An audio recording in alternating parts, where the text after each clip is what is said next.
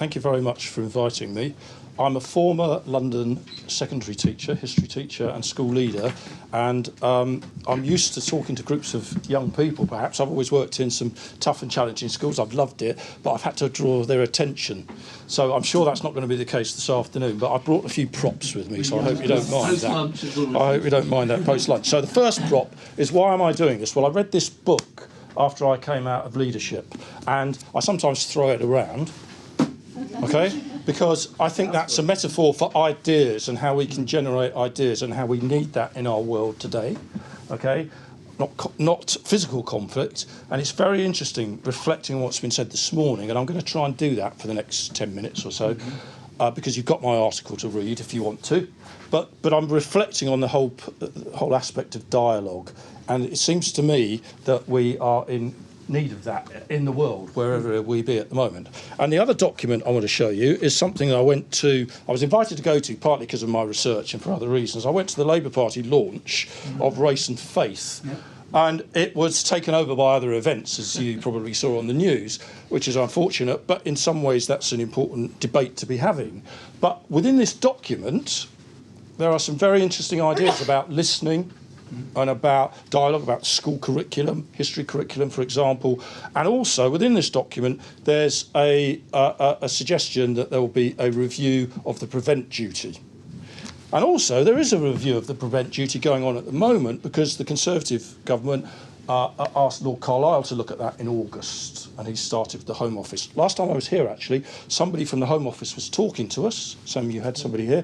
And at that point, they hadn't got anybody lined up. There was a sort of political intransigence at that point, but that's happening. That actually is quite a controversial review. But anyway, I won't dwell on that now. But just reflecting on a couple of things. It's William Blake's birthday today.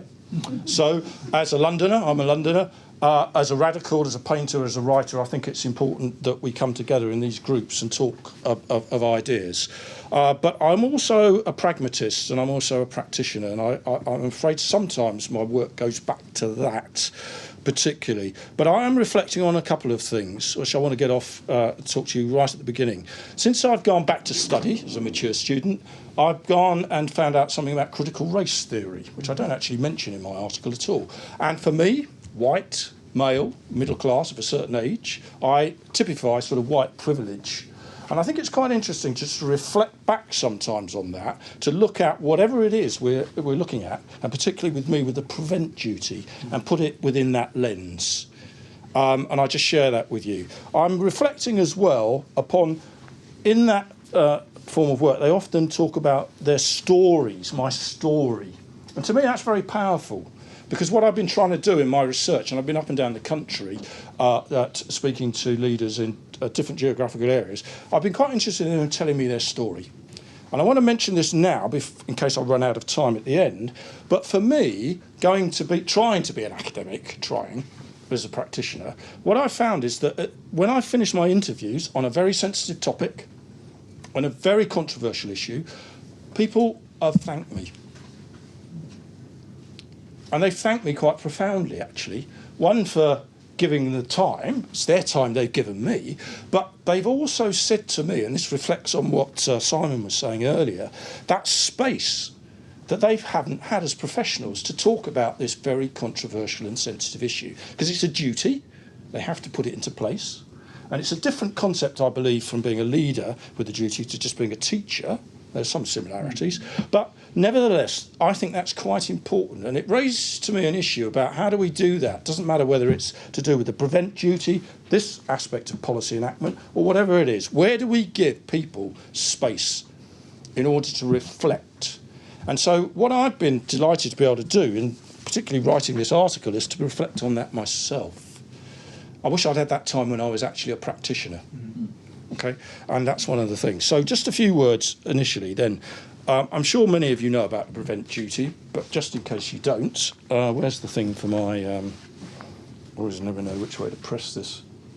Oh yeah, there we go. That poster. Now that poster is in my tube station this morning, and actually I've noticed they've even put it up again. And it's the same poster. I took that photograph a few years ago. I was a history teacher, and that makes me reflect on when I used to teach young people about the propaganda posters of the First World War. But it's interesting about that dynamic and that debate. And so, if I just tell you why I got interested in this at the beginning, I'll just read this out if you don't mind. In 2015, a parent came to ask my advice about a relative at a school outside of London who had been referred to the Channel programme, a multi-agency programme which, according to the Home Office, existed to provide support for people vulnerable for being drawn into terrorism. This child had been referred for allegedly speaking up for the Palestinian state in a discussion with fellow pupils. The woman, a successful, educated Muslim businesswoman and British citizen, spoke of her humiliation, shock and anger that she and her extended family felt. And this is what she said to me. They no longer believed that they were equal citizens in their country. This case confirmed the reservations that I had at the time about what was then the new prevent duty, and made me reflect as a head teacher and a teacher to ask some questions about the policy. And since I've come back from that to reflect on that. And the other thing I just want to mention is that at that stage, I used to do a bit of teaching, badly, a bit of RE teaching, just to get my hand in.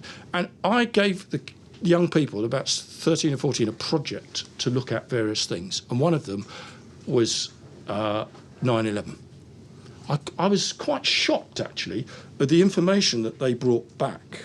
Not just the Muslim children in that class, about it being made up, about it being propaganda, about the whole dynamic of that. And when we started to try and unpick that as a group, it was difficult. It resonated with me about what was going on with young people, how they felt. There's a rationale for that. But how we were creating a proper dialogue in order to debate these issues. And so I then come on to the prevent duty, and I'm looking at it from a leadership perspective, because it is a duty. If you don't implement it, you can lose your job. Look at what happened in Tower Hamlets. So therefore, how do we create that opportunity for that duty to be critiqued and to re-looked at in a professional way, but also in an academic way? So that's part of why I'm talking to you today. Now, I could go on quite a bit about the background to prevent. I've done a lot of work on the history of it, but I'm not going to share that with you now. If I can show you here. Yeah. Oh, sorry. Let's go back to... Now, I reflected on this when I was writing the article. Do we need a lens in which to look at things? I think you probably would all agree we do. I was very sceptical about this as a practitioner. And I listened to Will Self talk on the radio over the summer, and he does some academic work at Brunel University and others, and he said the same thing as me. He said, why on earth do we need all these lenses? Why do we need these? Can't we just look at things in a different way? Now, I don't totally agree with that now, but I think that what you're presenting in your organisation and in your work about dialogue is very important. But I'm sometimes a little bit sceptical of it. But anyway, I've tried to use Foucault as an educator to try and help me and to make me think of this particular policy. Not very easily. I can't claim to understand Michel Foucault. But one thing I like about him is he's a disruptive scholar. So he kind of tries to mix things up. And how do we apply Foucault? He didn't actually write very much about education, actually. But how do we apply what his thinking was, and post-Foucauldian, to education, particularly education policy? I've been quite interested in that. And we asked the question then how and not why. So again, in my article, I tried to suggest what ways prevent had so far succeeded or not succeeded. And then I suddenly thought halfway through, well, that's the wrong question. I should be asking, how is it actually playing out at the moment? Is it too early to reflect on that? But I will mention a couple of points about that anyway, just to be sort of contradictory. I like to be like that. Anyway, the paradox of enactment, how policy changes, reworked, moderated, ameliorated, and even contested, even in such a policy as this. It's a statutory duty. So, Foucault, does he help? I think he does. That's something about the duty. I'm pleased to see somebody from Coventry, because Busher, I know, are doing some very innovative work. I would say that they haven't yet looked at leadership in the way that I am, which is quite a relief, actually, in one way. But they're very instructive. I don't totally agree with all of what they've said, actually, but anyway, but from my research. Now, if I just share this with you, this is just a few random thoughts, actually, but taking Foucault, I'm quite interested in this, and I tried to mention it in my article, probably not very well. He talks about a dispositif, an apparatus. Yeah, are you familiar with that? You know, with the ideas, laws, activities, policies, speeches, and actions.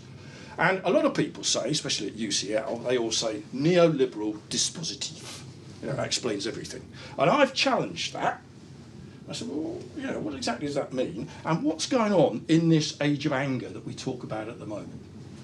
You know, Hobsbawm talked about an age of extremes, and Asa Briggs talked about an age of reform. Are we in an age of anger or not? I don't know. But I think we could talk about a populist dispositif there, which is affecting all of us, and affecting us in this country with our policy, and certainly in policies in areas such as this. You know, he talks about periods of crisis and capital ruptures, he calls them. Well, if we're not going through some of those at the moment, I don't know what we are. But then from that, oh, by the way, I always put this down here, Trump's Twitter supporters. I'll put up my Twitter feed in a minute. I've got about 121, so if you want to follow me after this, that'd be great. But Foucault talks about parrhesia, truth-telling and free-spokenness. And again, I've done quite a bit of work on that. And I'm looking at documentation, what schools have in their documents, policy documents, about have we moved into another era of that? I think we have. And I think that's quite a useful tool. I said I wasn't quite sure of Foucault at the beginning. On these two, I quite like that way of trying to analyse, and particularly education and education policies. And partly because he's a professor, he's just about to retire at UCL, Stephen Ball, I've used a number of his ideas, particularly about policy enactment. If you're interested, and you may or may not be, these are some of the questions I started with, they completely changed. But the top one, really, is what I started off. I was interested in how this duty had been interpreted and acted in schools. Right, just to finish, these are some, I've done some rich research up and down the country. Just reflect on that. That top one is talking about a deficit model in leadership. So what are we doing with our leaders? And I've interviewed a lot of young leaders as well. I'm conscious of the time. Whoops, sorry. Let's go there.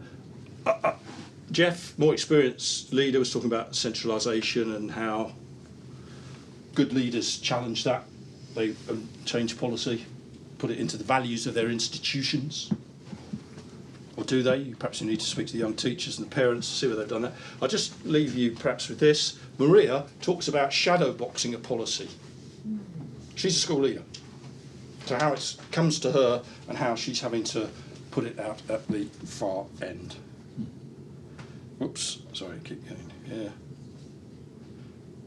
Oh no, I'm going all the way back. Sorry, wasting time. And some of these are some of my initial findings. They're more developed now, much more developed than that.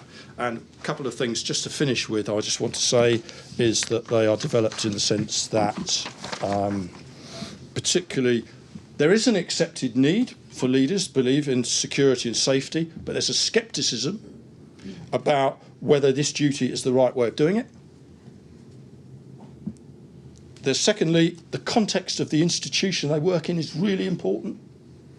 Really important, not just the makeup of the young people, but their training, who's coming in, whether it's an academy, whether it's a free school, whether it's a local authority school. But one of the things is they're concerned about is protecting the reputation of their institutions, of course, with such a sensitive area. And then finally is safeguarding.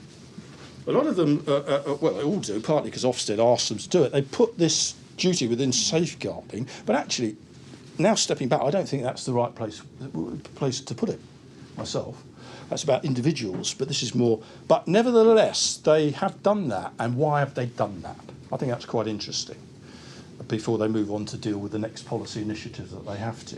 So that's just a beginning of some of the themes that I've talked about in the extract that, put in the booklets. Thank you very much for your time.